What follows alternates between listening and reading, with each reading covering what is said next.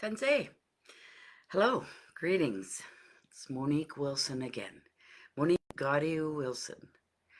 Um, I'm coming to you live. My screen just blinked and came back on, so that was a strange look I might have given you. Um, Organic in my healing room here. Uh, I say my healing room. We use possessive um, words to describe the spaces that we spend a lot of time in. This is the healing space that I spend a lot of time in. And this is also the space I welcome my clients. So there's a link in the comments to my website. Um, I am practicing somatic experiencing with my clients. We practice together because really I'm learning too. I took 3 years of education and now it's time to apply it all.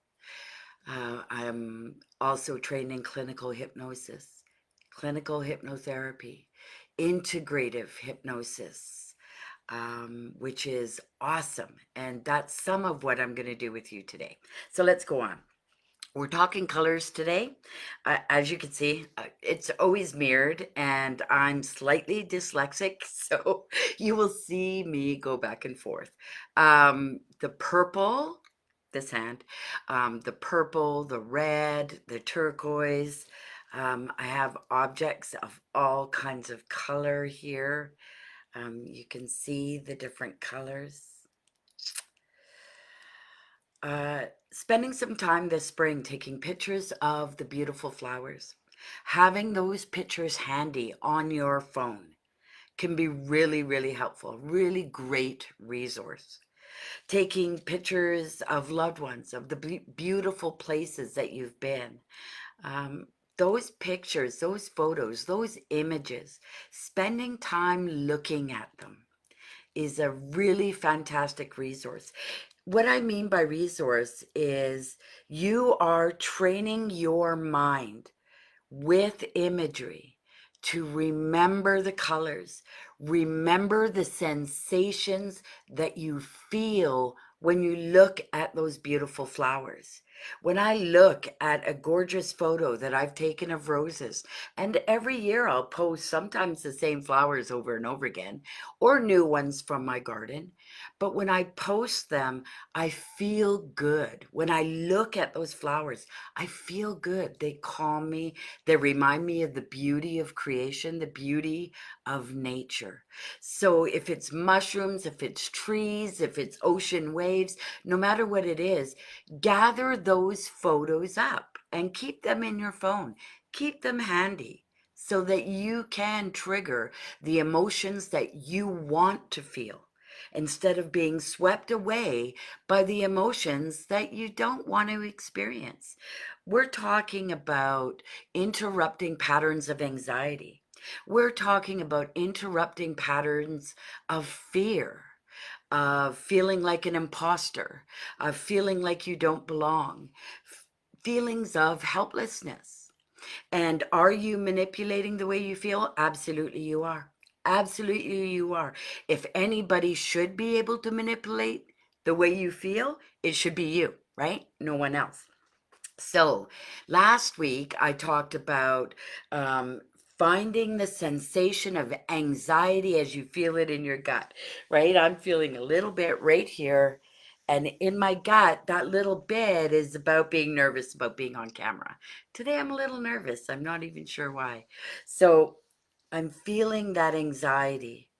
And did you notice that I went like this? That is my body telling me.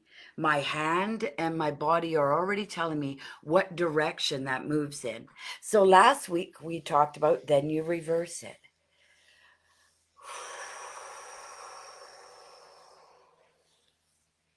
Right. So now I'm getting a warm sensation and I'm feeling calmer. I took a deep breath. Breathing is integral, to interrupting different emotional patterns, all kinds of emotional patterns. Okay, so that was the movement reminder. Now we're working with color. So, and maybe even texture, we'll talk about that. Locate the sensation of anxiety or fear or anger, the sensation that you want to shift, you want to change. Locate that sensation in your body. So right now, if you want to practice, you could think of something that creates anxiety in your body, amps up your nervous system, activates you, gets you going in a way that you don't necessarily want to go. So just a little bit. We'll just do it a little bit. Because if you can amp it up, you can turn it down, right? So if you think of that thing that bothers you and your nervous system starts to activate, right? It's starting to go like wing, wing. You're starting to get there. Now I want you to think of a color that you love. So I have purple. I'm wearing this beautiful hot pink today. There's a beautiful red drum in the background there. Think of a color that you love. Maybe it's a soft pink like this rose quartz, right? Maybe it's a soft turquoise or a soft blue, sparkly maybe. But it's soft and it's comforting. And it's soft to you. So it can be a vibrant color that you feel totally connected with. Totally connected with. And I want you to place that color, maybe like a blanket. Imagine it like a blanket. Imagine it surrounding that sensation that we've just generated by activating your nervous system, that we've just brought up. And if you've chosen not to practice right now, then the practice is when you feel this sensation. And I would actually recommend practicing this before you have, I'm not going to call it an anxiety attack, before you have an episode or before you have that sensation kind of overwhelm you or take over in the moment. I would practice almost creating just a little bit of scratchiness, a little bit of anxiety, and then blanketing it. I mean, I really do like this color. Blanketing it with that beautiful, soft, like I could see that rose quartz blanket going around that scratchy feeling and just comforting it. Use your imagination. Your mind is a powerful tool. Very powerful tool. And you comfort that. You surround that sensation with that feeling in your body, in my guts now, rose quartz, all through my guts, right? If the healing color is an emerald green, then that's what you would put there. And you would imagine that color, and you might even then imagine it flowing through your body. And that sensation of comfort and peace and calm is now flowing through your body. Maybe for you, the color represents power, confidence, right? And in that moment, the color that just came to my mind was a bright yellow like the sun, right? And confidence and power. And maybe that's the moment before you're going to public speak, the moment before you do a presentation at work. You're feeling like a little bit of an imposter. And so locate that sensation in your body. Take the time. Go to the bathroom before your presentation.